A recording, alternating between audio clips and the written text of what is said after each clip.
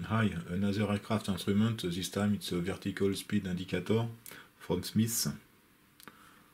The speed is indicated by the needle from 0 to 6,000 feet per minute, plus or minus, of course. You can see the Weydon plate of this instrument. This is a typical connector. So this was tested in 1975. So let's open this thing to see what is inside and if we can do something with it. It can be interesting to connect this indicator to an air data computer to see if it works.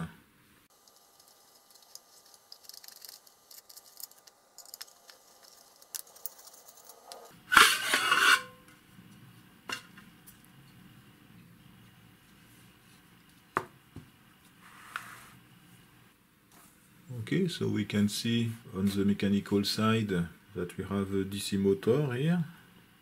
We have also this solenoid here, which permits to activate the flag or not. We have this little transformer for the power supply. So we have also this big potentiometer, 10,000 ohms. So this permits to have the feedback of the servo control loop for the needle. So this is a DC servo control loop. And we have a nice construction. There are actually 3 boards. And the boards are interconnected using this flat flex. The board can be removed easily. So in order to get access to the board, we need to remove this bar here. So for that purpose, we need to remove this screw on the rear. And also this one.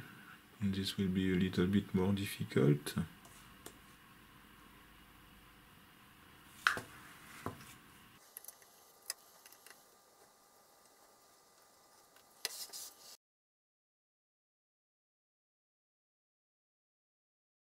So let's see the first board.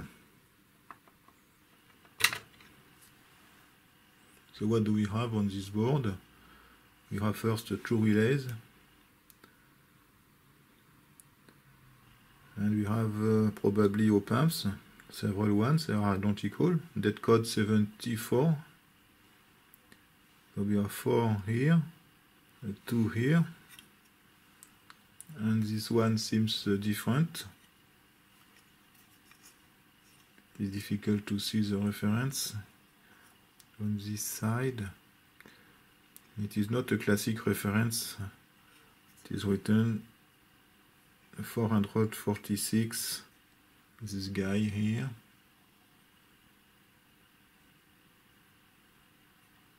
It is difficult to read, but the references are not common. 20312. I assume that they have a classic pinout.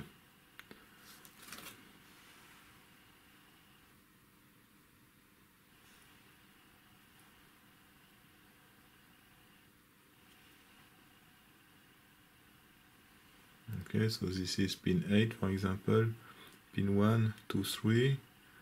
So this is the negative input, positive input, and we have normally the negative here, which should be connected to the track on the top side here. You can see that they are interconnected also to this pin, so this one should be also an op-amp with a classic pinout. Okay, so we can see that on this one we have the 2 inputs here with a resistor in series. And for the bias current compensation. And this one also here you have the negative rail which is here, the positive is here. So this is the classic op-amps. So I don't know the function of this board. There are several op-amps and a few passive parts actually. Let's see the second board.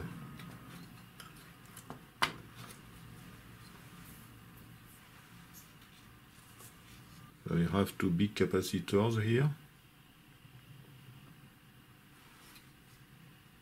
And the values are very strange. It is written 19 microfarad, 10%.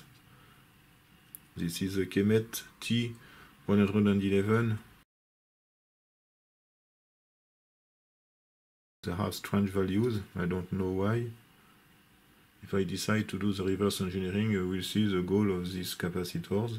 Otherwise, we have also several op-amps, at least 5 here, maybe this one also, and a few transistors. The PNP transistor here, a classic 2907. This one it is difficult to read. It seems a very strange value. So let's see the last one. There is one op-amp here. The rest of the components are transistors and passive parts and diodes.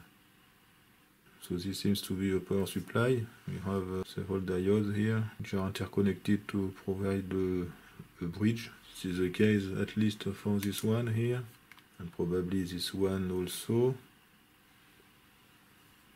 And there is this flat flex which permits to interconnect everything together. It is a very clean and nice instrument. So first what I will do is that I will follow the wires of the potentiometer and the motor in order to find the board which is responsible for the servo control loop. When the servo control loop is found, it is easy to find the measurement signal because it is the input of the servo control loop. And following this signal, it is possible to find the front end of this instrument. So first I will check the continuity between the potentiometer, for example, and the motor, and the terminals of these connectors. So I'm going to do this test now. So for example, I will start with the DC motor, which is here. Okay, so this one is here. So this is the board A2 for this one, but I didn't find the corresponding signal for this one.